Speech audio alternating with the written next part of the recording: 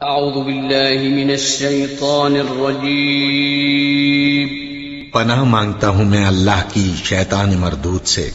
بسم اللہ الرحمن الرحیم شروع اللہ کا نام لے کر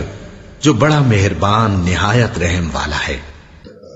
اعوذ باللہ من الشیطان الرجیم بسم اللہ الرحمن الرحیم فوربك لنسألنهم أجمعين عما كانوا يعملون فاصدع بما تؤمر وأعرض عن المشركين إنا كفيناك المستهزئين الذين يجعلون مع الله إلها آخر فسوف يعلمون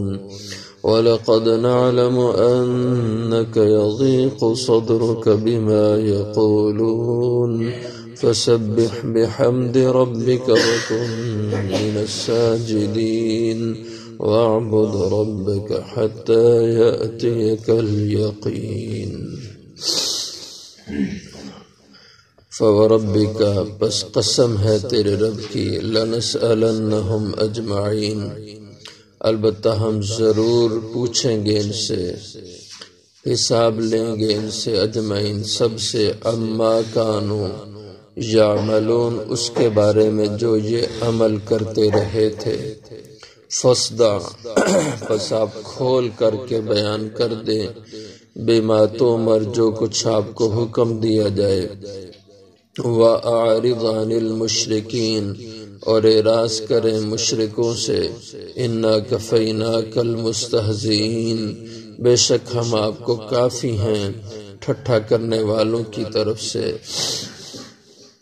الذین وہ لوگ کہ یجعلون مع اللہ جو بنا لیتے ہیں اللہ کے ساتھ الہًا آخر اور مشکل کشا، فسوف یعلمون پس قریب یہ جان لیں گے، وَلَقَدْ نَعْلَمُ البتہ تحقیق ہم خوب جانتے ہیں، أَنَّكَ يَضِيقُ صَدْرُكَ بے شک آپ کے تنگ ہوتا ہے سینہ آپ کا، بِمَا يَقُولُونَ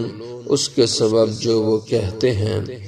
فَسَبِّحْ بِحَمْدِ رَبِّكَ پس تسبیح کہیں پاکی بیان کریں اپنے رب کی حمد کے ساتھ، وَكُن مِّنَ السَّاجِدِينَ اور ہو جائیں سجدہ کرنے والوں میں سے، وَاعْبُدْ رَبَّكَ اور بندگی کریں اپنے رب کی، حَتَّى يَأْتِيَكَ الْيَقِينُ یہاں تک کہ آ جائے آپ کے پاس یقینی بات۔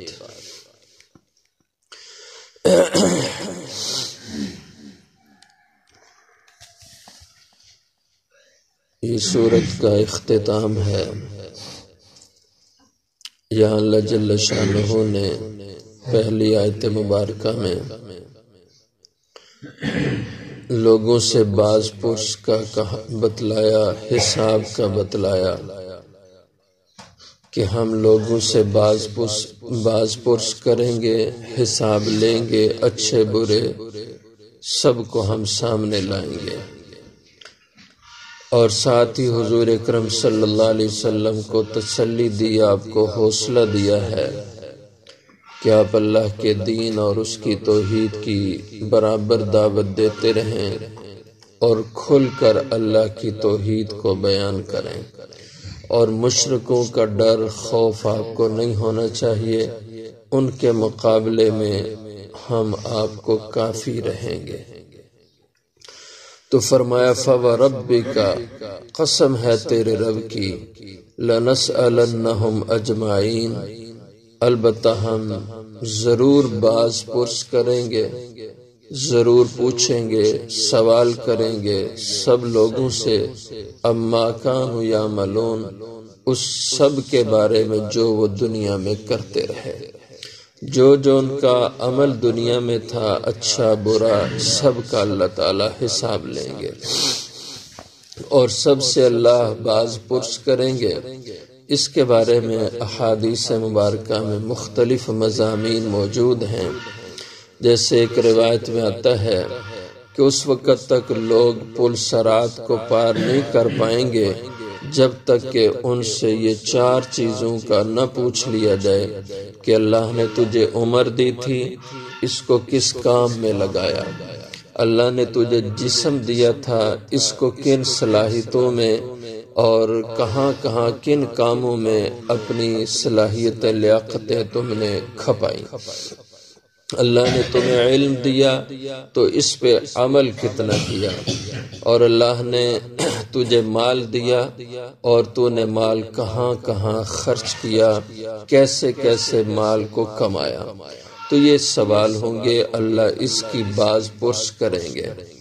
اور اسی طرح حدیث میں آتا ہے، حضور اکرم صلی اللہ علیہ وسلم نے ارشاد فرمایا کہ تم میں سے ہر شخص ذمہ دار ہے، مرد گھر کا سربراہ ذمہ دار ہے اپنے تمام گھر والوں کے بارے میں، اور عورت اپنے خامد کے گھر کی ذمہ دار ہے، اس سے اس کے بارے میں باز پرس ہوگی، اور اسی طرح غلام نوکر ماتحت اپنے آقا اور مالک کے سارے نظام اور اس کے مال کا ذمہ دار ہے، اس کی حفاظت کی ذمہ داری ہے۔ تو فرمایا اسی طرح حاکم اپنی رعایا کا ذمہ دار ہے۔ تو کل قیامت کے دن ہم ان سب کی ذمہ داریوں کے بارے میں ان سے باز پرس کریں گے کہ انہوں نے یہ ذمہ داریاں کس قدر پوری کی ہیں۔ اسی طرح ایک اور حدیث میں اور مضمون ہے کہ پلسرات اس کے کئی راستے ہوں گے، اور بعض روایتوں میں 7 پلسرات ہوں گے، اور ان سے عبور کرتے وقت ہر ایک سے پہلے اس سے سوال ہوگا۔ مثلا پہلے پلسرات پہ جب جائے گا تو اس سے نماز کی باز پرس ہوگی، اور اگر نماز کی اس باز پرس میں اس حساب میں کامیاب ہو گیا تو پلسرات پار کر جائے گا، نہیں تو دوزخ میں پھینک دیا جائے گا۔ اور دوسرے پلسرات پہ جائے گا تو اس سے امانت کے بارے میں پوچھا جائے گا، امانت کے حوالے سے باز پرس ہوگی، اگر کامیاب ہو گیا تو آگے چلا جائے گا، نہیں تو اسی جگہ دوزخ میں پھینک دیا جائے گا۔ تیسرے پلسرات پہ جائے گا تو اس سے اس کی رشتے داری کے بارے میں باز پرس ہوگی کہ رشتے داری کا تو نے خیال رکھا کہ نہ رکھا۔ تو اس طرح مختلف مواقع پہ لوگوں سے ان کی زندگی کے اعمال کا حساب ہوگا، اور ان سے اس کے بارے میں پوچھا جائے گا، اور باز پرس ہوگی کہ تم نے یوں کیوں کیا، ایسے کیوں کیا، یہ کام تم نے کیسے کیا۔ تو یہ باز پرس ہونا ہے اور یہ ہو کے رہے گی۔ فَاصْدَعْ بِمَا تُؤْمَرْ، فسدہ کھول کر کے بیان کر دیں، صاف صاف بیان کر دیں، بما تؤمر جو کچھ آپ کو حکم دیا جاتا ہے۔ تو صدع اس کے معنی اصل جو لغوی ہوتے ہیں وہ ہوتے ہیں شیشے کو توڑ کے 2 حصے اس کے کر دینا،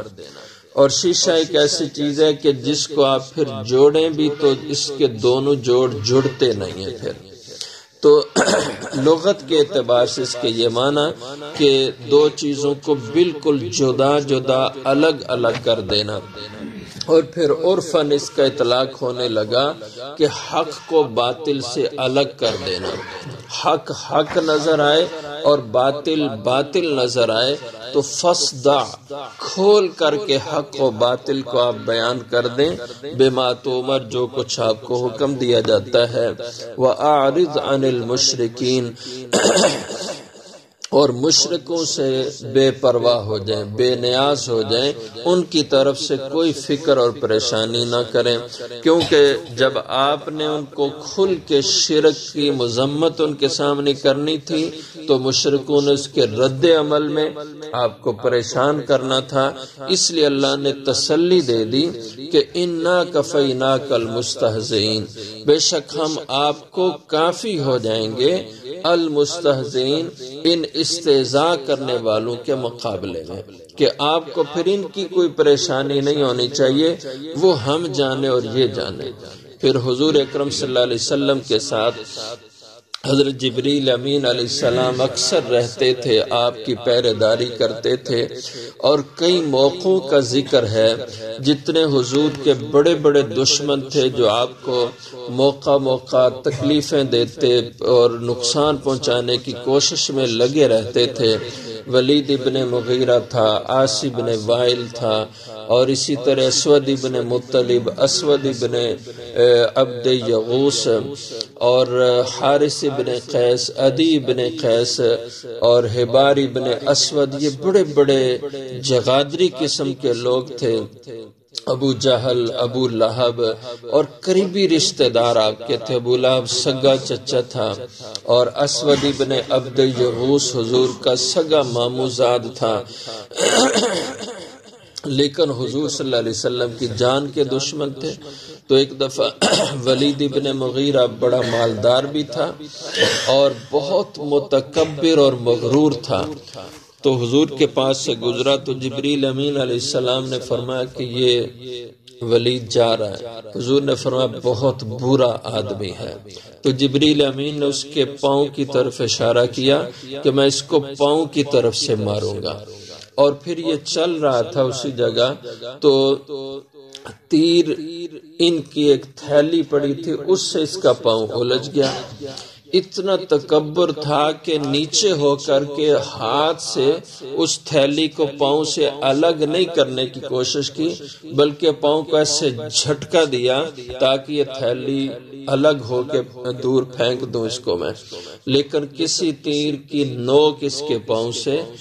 الجھ گئی، زخمی ہو گیا، اور اس زخم کی وجہ سے اس کا پاؤں سوج گیا، اور اتنی شدید درد ہوتی کہ لوگوں کو کہنے لگا کہ مجھے محمد کے رب نے قتل کر دینا ہے، اور اسی تکلیف میں یہ شخص مر گیا۔ اور اسی طرح عاص بن وائل حضور کے پاس سے گزرا تو جبریل امین نے، یہ لمبی ایک روایت آتی ہے جس میں مختلف کافروں کا ذکر آتا ہے، حضور نے فرمایا یہ بھی بہت برا انسان ہے، تو جبریل امین علیہ السلام نے اس کے تلوے کی طرف اشارہ کیا کہ اس کو اس راستے سے میں قتل کروں گا، اور یہ شخص گزر رہا تھا تو اس کو کوئی کپڑا یا ایسی کوئی چیز پڑی ہوئی تھی اور اس کے اوپر اس کا پاؤں آیا، تو اس میں کوئی کانٹا یا کوئی ایسی چیز تھی وہ اس کے پاؤں میں چبھی، تو اس نے شور کیا کہ مجھے کسی کیڑے نے کاٹ لیا۔ لوگوں نے کہا یہ تو ہوتا رہتا ہے، کانٹا چبھ گیا، کوئی کیڑا کاٹ گیا، کوئی اتنی بڑی بات نہیں، لیکن یہ چیختا چلاتا کہ مجھے بہت شدید تکلیف ہے، اور پھر اس کا پاؤں بھی اس سے زخمی ہوا اور زخم بڑا، اور دیکھتے دیکھتے کچھ ہی دیر کے اندر یہ اسی درد میں ہلاک اور مر گیا۔ اور اسی طرح اسود ابن مطلب اور اسود ابن عبد یغوس، ان کے بارے میں بھی جبریل امین علیہ السلام نے اشارہ کیا کہ ان کو میں اس طرح سے ماروں گا۔ اسود ابن مطلب یہ پیٹ کی بیماری میں مبتلا ہوا اور یہ استسقائے بطن سے اس قدر نڈھال ہوا کہ اسی میں اس کی موت ہو گئی۔ اور اس اسود ابن عبد یغوس، اس نے غالباً نمکین مچھلی کھائی اور اس سے اس کو پیاس اتنی زیادہ لگی کہ اس پیاس کی شدت میں بار بار پانی پیتا، یہاں تک کہ اس کا پیٹ پھول گیا اور پیٹ اس کا پھٹ گیا۔ یوں اللہ تعالیٰ نے ان سب کو، جو بڑے بڑے دشمن اور حد درجے کے بد زبان لوگ تھے، ان کو اللہ نے ایسے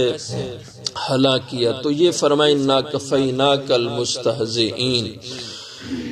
اور آج دنیا میں دیکھ رہے ہیں جو حد سے بڑھ کر اللہ اور اس کے رسول سے دشمنی کا مظاہرہ کرتے ہیں اور اللہ اور اس کے رسول کی ذات کے بارے میں بد زبان ہو جاتے ہیں، تو آج بھی دنیا میں دیکھا جا رہا ہے کہ اللہ پھر ان گستاخوں کو کافی ہو جاتے ہیں، اور دیکھتے دیکھتے دنیا میں وہ عبرت کا نشان بن جاتے ہیں۔ الذین یجعلون مع اللہ الہا آخر، وہ مستہزئین جو کہ وہ بنا لیا انہوں نے اللہ کے ساتھ اوروں کو الہ اپنا مشکل کشا۔ فسوف یعلمون، پس ان قریب یہ جان لیں گے دنیا کا انجام تو دنیا دیکھے گی، اور قریب آخرت کا عذاب ان کو ملے گا تو یہ خود اپنی حقیقت سمجھ جائیں گے۔ وَلَقَدْ نَعْلَمُ، اور البتہ تحقیق ہم خوب جانتے ہیں، أَنَّكَ يَضِيقُ صَدْرُكَ، بے شک آپ کا سینہ تنگ ہوتا ہے، یعنی آپ کا دل دکھتا ہے، بِمَا يَقُولُونَ، ان باتوں سے جو یہ بدبخت کہتے ہیں۔ آپ کو کبھی جادوگر کہتے، کبھی پاگل کہتے، کبھی شاعر کہتے، کبھی کچھ، اور ظاہر ہے ایک آدمی کسی کی خیر خواہی میں اس کو کوئی نصیحت کرے، وہ آگے سے پاگل کہے، آگے سے وہ اس کو جادوگر کہے، تو کتنا دل دکھتا ہے۔ فرمایا ہمیں پتہ ہے، لہٰذا آپ ان باتوں پہ صبر کریں، حوصلہ رکھیں، یہ وقت بھی گزر جانے والا ہے۔ فسبح بحمد ربک، اپنے اعمال کو پختہ کریں، تسبیح کہتے رہیں اپنے رب کی حمد کے ساتھ، اور تسبیح میں سب سے افضل کلمات حدیث میں بتلائے سبحان اللہ و بحمدہ سبحان اللہ العظیم۔ حضور نے فرمایا افضل الکلام، یہ افضل کلام ہے، سبحان اللہ و بحمدہ سبحان اللہ العظیم۔ وَقُمْ مِنَ السَّاجِدِينَ، اور ہو جائیں سجدہ کرنے والوں میں سے، یعنی اس کی ایک تفسیر اہل علم نے بیان کی کہ نماز جماعت کے ساتھ پڑھنے والوں میں رہیں، یعنی اس کی پابندی ہو۔ اور یہ جو باتیں حضور کو مخاطب کر کے قرآن کہتا ہے، اصل میں وہ امت کو اعمال کی تعلیم دی جاتی ہے، حضور کے توسط سے امت کو ان اعمال کی مضبوطی کا کہا جاتا ہے اور دعوت دی جاتی ہے۔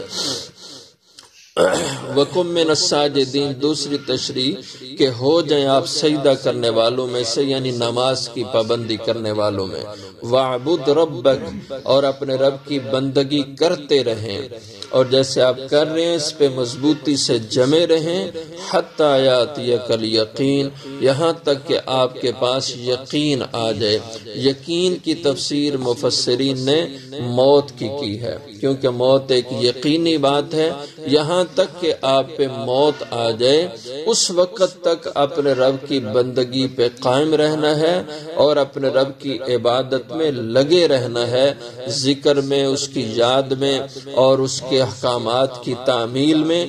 لگے رہیں۔ حتی یاتیک الیقین، یہاں تک کہ آپ کے پاس یقینی بات یعنی موت کا وقت آ جائے۔ موت تک اللہ سے غافل نہیں ہونا، موت تک اللہ کی ذات سے تعلق بنا کے اپنی زندگی کو گزارنا ہے۔ آخر